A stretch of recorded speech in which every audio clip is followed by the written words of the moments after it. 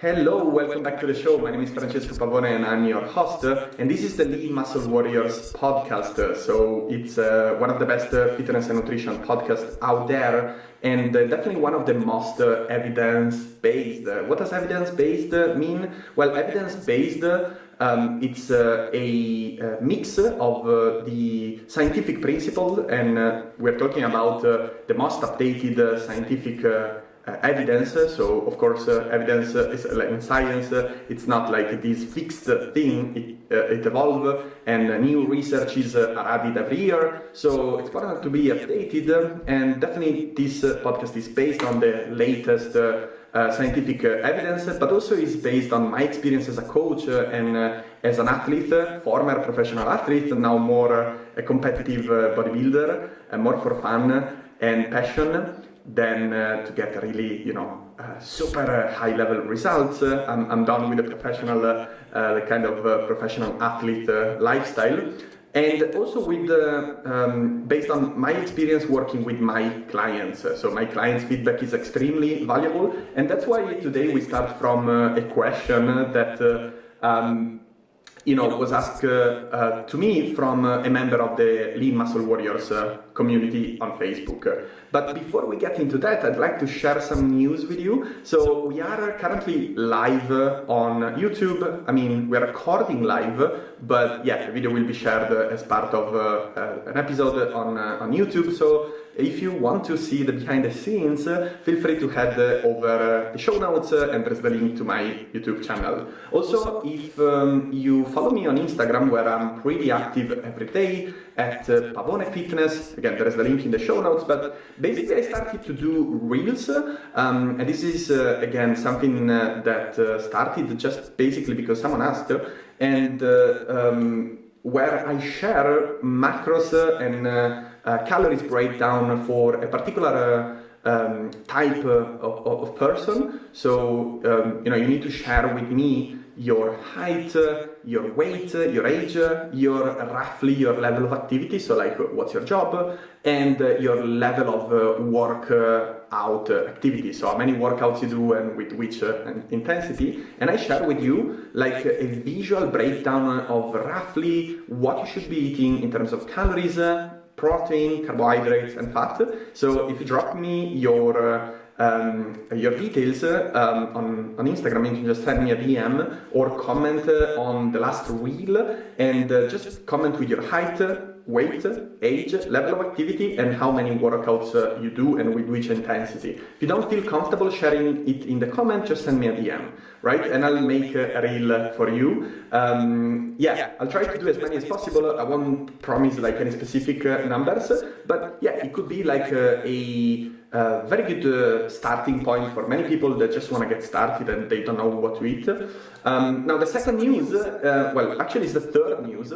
So the third news is that every Tuesday from now, for sure until in the next 3 weeks, so starting from today, I share on my Instagram profile a workout program. So this is a 3 days a week workout program for a complete novice, so someone who haven't been to the gym for at least 2 years, or really never really trained properly before. And by properly I mean following like a program that has progression in it. And I'm gonna share the first workout today, and the following workout on the next Tuesday. So you'll have for the next 3 weeks the workout A, B, C, and I'll share as well like tips and tricks for better progress in this workout, because of course I don't expect all the people who are novice to use the same workout plan, right? We all have different goals, different height, different circumstances, so you probably need to adjust this program to your own body shape and to your own preferences. Maybe you don't have all the equipment available, although this program doesn't have particular machines, but uses the right balance of body weight, machines, free weights, and doesn't elicit in particular like upper or lower body. It's a total body workout plan that you can do to just get started on your fitness. All right, so let's move into today's question. And today's question is basically like super interesting. I think like it's there is a lot that goes into it. But basically, this warrior who contacted me, he was just not motivated. So, and the not motivation was related to the workout. So, in particular to the workouts, this person have tried different things. So, he started with CrossFit, where he could be consistent for 1 year, and then he moved into, you know, a period of time after 1 year where progression was a bit slower. His goal at the beginning was to lose weight, and CrossFit was working wonder. I'm glad that it was working for you, and you know, that's the beauty of CrossFit. We talked about it in the past in an episode where I was talking about the differences between CrossFit and bodybuilding, but CrossFit you know, is great in giving you the sense of this community, right? So you feel like you have your place in the world, you meet people, you hang out with some of them after the workout. It's like you receive a message if you don't wake up to go to the workout. So it's really powerful for creating the consistency that you need, especially at the beginning. So really glad that it was working for you. But then after that, you started to jump from one workout to the other, and you started to see initially some results. So you moved from CrossFit to a strength and conditioning gym where you could do different movements. So you would practice a back squat, deadlift, but also like isolation exercises, and it was more personalized and less intense than CrossFit. You were not working alone, so it was not like a personal training setup.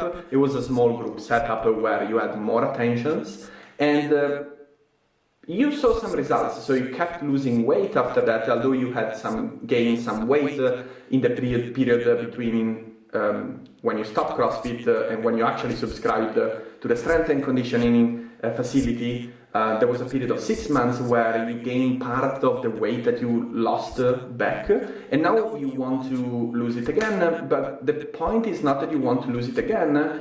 You're asking me what's my advice, and it sounds like from how you describe your situation, like you say that this situation made you think that you should probably work out 2 hours a day for 6 days a week, and you don't have the time to do it because you are a busy professional, and you just don't seem to figure out a valid strategy for you. And you know, every time that you subscribe to a new program or a new setup, you feel like you lost the progress that you made. Now, thanks again for your question. Now, the person who asked this question would prefer to stay anonymous, and that's totally fine with me because your situation, and thank you so much for sharing this, because you know, from your situation we can all learn, right? You can learn, other people who are listening can learn, so thanks so much for sharing.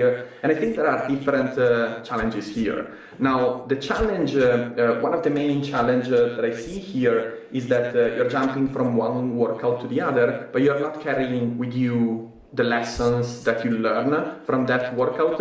So, you know, that's one of the myths about behavioral change, is that you always need the right system, right? And what is a system? So a system is, it can be like a productivity tool, it could be, you know, a new workout program, it could be a diet plan, it could be that you sign up to a group of people who are trying to do the same thing that you do. For example, I was part of a group of coaches, and we were in there just to learn how to set up our business, right? And it was a great place for me to be because I could relate to other people, right? So in that academy, in that group, I was able to get the tools that I needed to build a business. But here is where I miss most people, right? Or where most people feel lost. You know, that's not enough, right? Systems are helpful, and what we do in our coaching in the Team Pavone with the tight t-shirt transformation is exactly creating systems. They're helpful, they create clear boundaries, and they just, you know, allow you to implement habits that you struggle to implement. Awesome.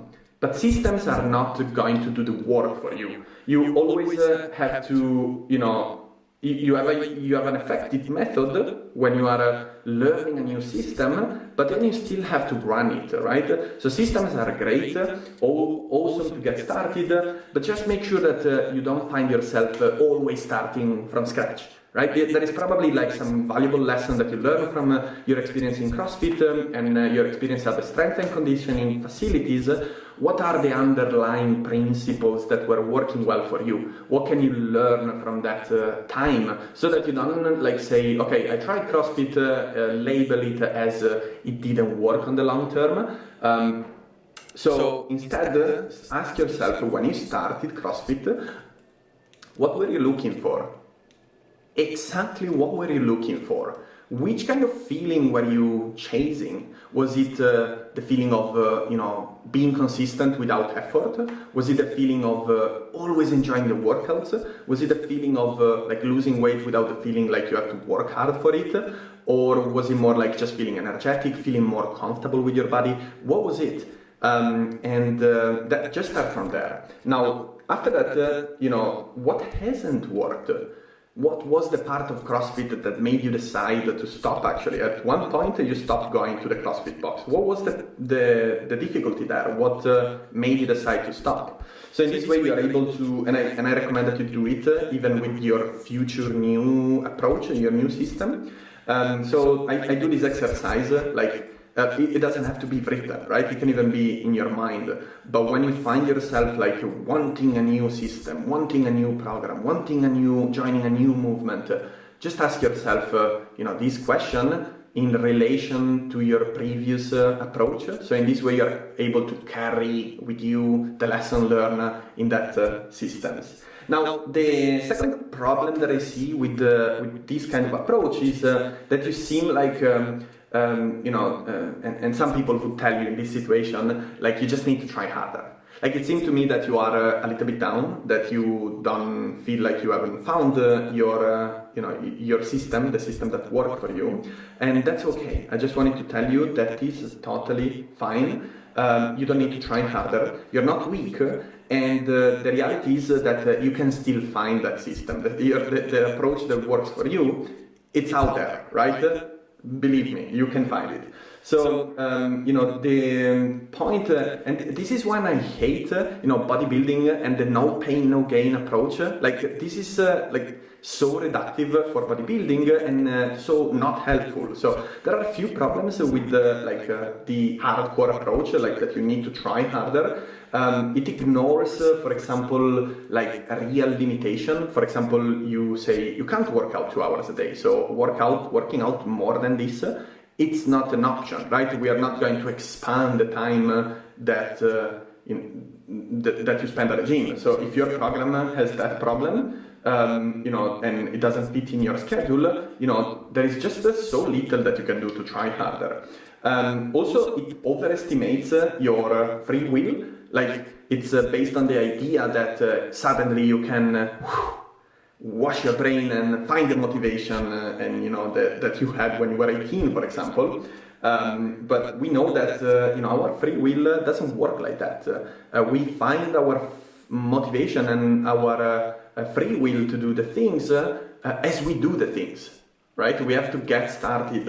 We'll talk about it today. And also it's based on the idea that you prioritize effort over strategy or skills building. So effort is great. I'm not gonna lie.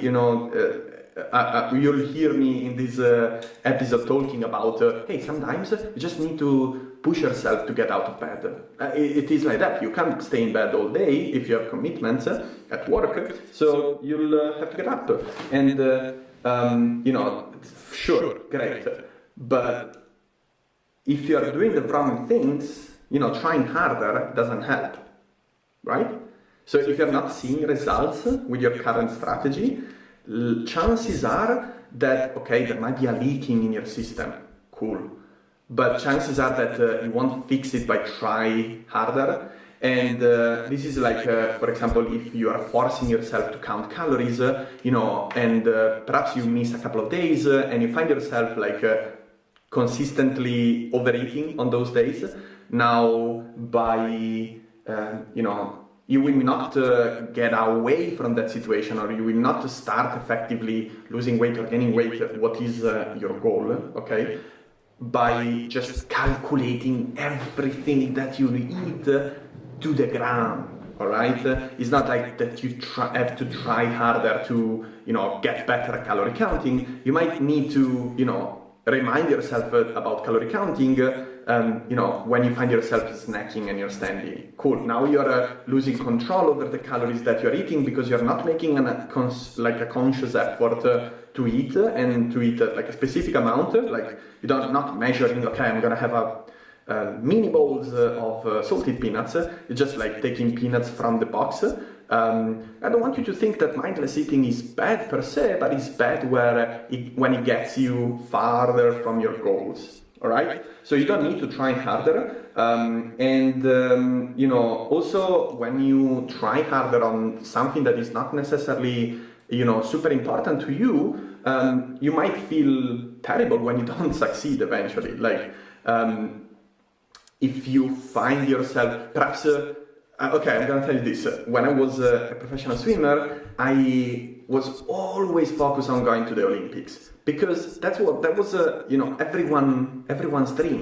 If you go to the Olympics, you're like this god for swimming, And once I got eventually to the World Championship, which is like a similar level, I'm not gonna be sitting here saying that the Worlds are like the same level. It would be a lie. Olympics are every 4 years, and they are much more recognized competition compared to the World Championship. So it was like World Championship is like Olympics level B, but you'll find if you look at the rosters of athletes, you'll find all the athletes that you'll find at the Olympics, and sometimes the performances are even better. So that's why I say it's a good level. But once I found myself there, I understood that was not important, right? But I had to be there in order to understand it. It's like Jim Carrey said that everyone should be rich just to understand that money are not, the source of happiness, or like the source of happiness, or that we don't need so much money to be happy. This is the same thing, right? You eventually find what you were looking for. You might still be unhappy, right? That's why you can't force yourself to try harder, right? It's not a sustainable strategy, and it might work against you on the long term. Now, the third problem that I see here is that you should always be motivated. Now, I already mentioned it earlier, but we have research actually to say this confidently, and you can find this in the show notes. So there is a research from the Stanford University and from Dr. Fogg. So he is working in the behavioral lab at the Stanford University, and he found out in this research that motivation is extremely volatile, and it just goes up and down, right? So some days you feel motivated and some days you don't. So let's say this is a stupid example. Let's say that you train 3 days a week, and on those 3 days your motivation is extremely low, but on the other days motivation is extremely high, right? So in that week, if you based your decision on your motivation level, you might end up not working out, which doesn't do any good for your fitness and health. So motivation shouldn't be what determines how you behave, right? So let's say that my goal is, for example, to write more. When I write more, my brain functions better, I'm more curious. It's just one of those things that initiate a cascade of events that are good for me and good for my life and the life of people around me. But I'm not gonna say, and it's not true, that even if I'm interested in reading, that I always want to read and I always end up reading, right? It's just that I kind of push myself to start reading. I'm not gonna push myself to read every day, because that's like a big goal, right? Reading every day, big goal. Just start reading today, small goal. So I focus on that. I focus on start reading, and most often than not, I exceed my expectation, right? So maybe I have the goal to, write 5,000 words. Sometimes it's 10. It depends by what I'm working on. Maybe I'm working on a guide, maybe I'm just working on an article, but my goal is to write 5,000 words every day. Now, some days I end up writing the whole article in one go, and some days I just write 2,000 words, or some days I just start and write the headline, right? But it seems like a stupid thing, but the following day, when I get back to my article, perhaps I'm more motivated than the previous day. So it's like I encounter less of a challenge to start, but I had put down the work before, so I'm not guilty that I have. I'm behind with my goals. I'm, behind with my habit. I have to get back to it. I don't have that because I showed up the previous day and I can start from the headline. So I already know where I'm going with that article. So, motivation, highly overrated, focus on action, highly underrated, all right? And you are gonna focus on your action. And in this regards, to your situation, focus on action, it's all down to your goals. So I'm gonna share a few steps at the end of this show. Make sure that you listen to the full episode. Now, the fourth and last point that I see as a struggle is that you should always work hard, right? This is another thing. And I want to use a little metaphor to describe this. So imagine what reading did for you and for your life. Let's say that you observe your life after it's finished. I don't know, you are you're looking at your old life and the movie of your old life, and you see the value of reading for your life. And if you are in a civilized country, and I have no judgment for you if you hate reading. I think reading is awesome, and will always have a place in my life. Now, I was reading when I was a baby. I was reading in primary school. I was reading in secondary school. We were all reading. At some point in our life, we had to read and to understand a concept, whether it was for work, for school, or for personal interest or for fun. You were just reading. And what was reading always the same? Did you always read 1,000 words or 10 pages a day? No. When you were in primary school, you were reading a certain amount. Secondary school, you probably were reading a bit more. College, reading a lot. And then university, you were reading even more because you had to research, maybe do your own projects, and so on. Now, when you were preparing for your final, most difficult assessment at university, if you were at college, or any sort of courses that you had to take difficult courses, right? Were you reading like you read now? Or were you reading more? Were you reading,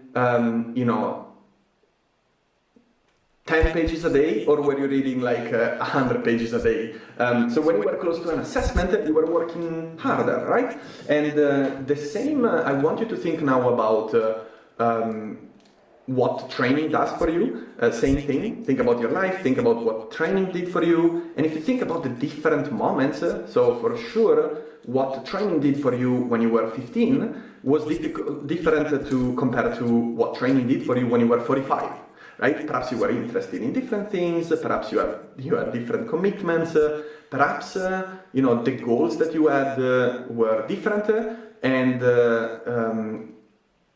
it was okay. Now, if you think about it, we can't expect to work always at the same task with the same intensity. Your goals will change. Your goals, the goals that you had when you were 18, will be different from the goals that you will have when you're 40. The intensity, since there will be different goals, the actions required from you to get there will be different, right? So I personally train way less than when I was a professional swimmer, working out for nearly 40 hours a week, definitely more than 30 between workouts in the gym and in the pool. So I'm not working out as much now, and I might think that is a regression, right? But it's not a regression because I'm still consistent and my current program match my goals, right? So I want to share a few steps for you, because I think like you are really struggling, but you also want to work out, you want to work hard. You have a good, working ethic in this sense.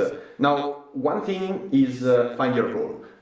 We have many episodes about it, but find your goal, find what's relevant to you, and use the 5 crazy questions. Ask yourself 5 times why do you want to achieve that goal. Go deep. Don't stop at the I want to feel better. I want to feel better won't get you out of bed when things get difficult in a year time, right? And you get bored about your current training program. Now, when you find your motivation, you are able to identify your values. And I want you to remember that these actions you focus on, so your workouts, eating properly, recovering well, they need to somehow cross your values. So it shouldn't be something that you don't care about. Okay, you need to focus on something that it's meaningful to you, and break it down into practices. What is and even to a 5 minutes one. So I urge you as well to identify the 5 minutes action that get you a bit closer to your goal when you can't work on your goals as much as you want. So say you can't go to the gym and your goal is to go to the gym 4 days a week, and you end up doing 3. On the 4th day, what is one 5 minutes thing, whether if it's 5 minutes kettlebell swing or 5 minutes jump squat on your spot, or maybe like going for an extra 10 minutes walk or 5 minutes walk after your meals. Cool. What is the 5-minute action that gets you closer to your goal and that you can do every day, even when things get rough? Now, the next thing is don't start over, right? I'm just questioning, okay, what if you continue CrossFit for like 3 months? And what if you knew already that you would have hated CrossFit for those 3 months, but you did it anyway? And imagine if those 3 months did good for you and didn't make you feel like you had to start from scratch when you joined the strength and conditioning facility. Now, at that point, you would say, okay, I hate CrossFit for these reasons, so I'm not gonna do CrossFit anymore, but I haven't interrupted my fitness and health for 6 months, so the transition to the strength and conditioning facility is smooth, and it's something you look forward to, so you don't feel demotivated that you have to start from scratch. So no matter how you feel, don't start from scratch, just keep going. Keep going, okay? So we are addicted to, again, as we said earlier, to a new system. And for some people, like just wanting a new system, like, oh, I'm gonna join CrossFit next year. I saw my friend is so in shape. Awesome, do it. That's amazing. Just make sure that you are not focusing on the novelty of CrossFit. Just maybe you are really a community sharing the workout is very important for you. Cool, it's not important for me. So I really don't judge, and I really admire that decision. I think it's going to be tremendously helpful if you really enjoy a community. It's going to be amazing. You'll have fun, you'll make friends, you'll make progress, you'll get stronger, you perhaps compete. So it's going to be awesome.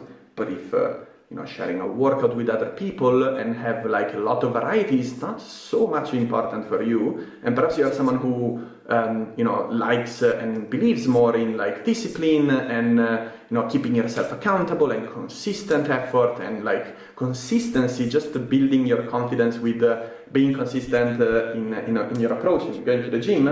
Awesome. Perhaps you might decide to really understand how to train and to find the training system that works for you, which doesn't have to be bodybuilding. It could be, for example, also calisthenic. Calisthenic is also a basically body weight training with like specific skills to be learned, which can be done everywhere. And like it's it doesn't require you to join any fitness club or center, so it's very cheap as well. You just have to learn the skills. So here we go. We have to learn skills. What are the skills we are talking about? How to match your energy intake to your goals, how to practice movement consistently, and these are things that doesn't seem like you can do consistently. So I'd love you to start taking a look at those, and then feel free to message me again and see how is it going. So I really like I really like to know how your story continues. But that's about it, guys. So again, I'm not really sharing a full how-to specific strategy. I hope that my perspective around the topic was helpful. I love to know yours because again, I don't think like this person should do any particular training program or follow any particular approaches to lose weight. They all more or less will be challenging, but of course some of them will be more closer and more aligned with this person's sets of values and beliefs, and therefore will allow him to be more or less successful because of the consistency. Some programs, some approaches will feel nearly effortless when done and when tailored on this person's particular sets of circumstances. Hey, I hope you enjoyed this episode and I hope you enjoyed the live too. If you did, hey, just drop a comment on YouTube and let me know. But if you joined this episode, make sure that you share it with a friend or a colleague that you know that is struggling always to be consistent and to follow one approach. And I really appreciate if you could leave a little review from the platform that you are listening from. Reviews are amazing because they increase search visibilities and they ultimately allow us to help more people so that we can all learn from each other and grow as a team. So I really appreciate you listening here. Talking next Wednesday, just as a reminder, I share an episode of this podcast. I'm a one-man team, so it's hard work to keep the show up, but I share an episode every Wednesday, and I have been consistent with it for the whole year. We are nearly at celebrating our anniversary, our podcast anniversary. Oh, that didn't sound nice, but yeah, I appreciate your support in the show so far. Thank you so much. And before I forget, I actually wanted to share the podcast that I'm listening to, and I am listening to Sigma Nutrition Radio. I mean, the podcast is just like amazing. This is my go-to nutrition podcast when I really want to get my head around a particular topic and perhaps add some new knowledges to my repertoire, and also like to keep some knowledges fresh. I really like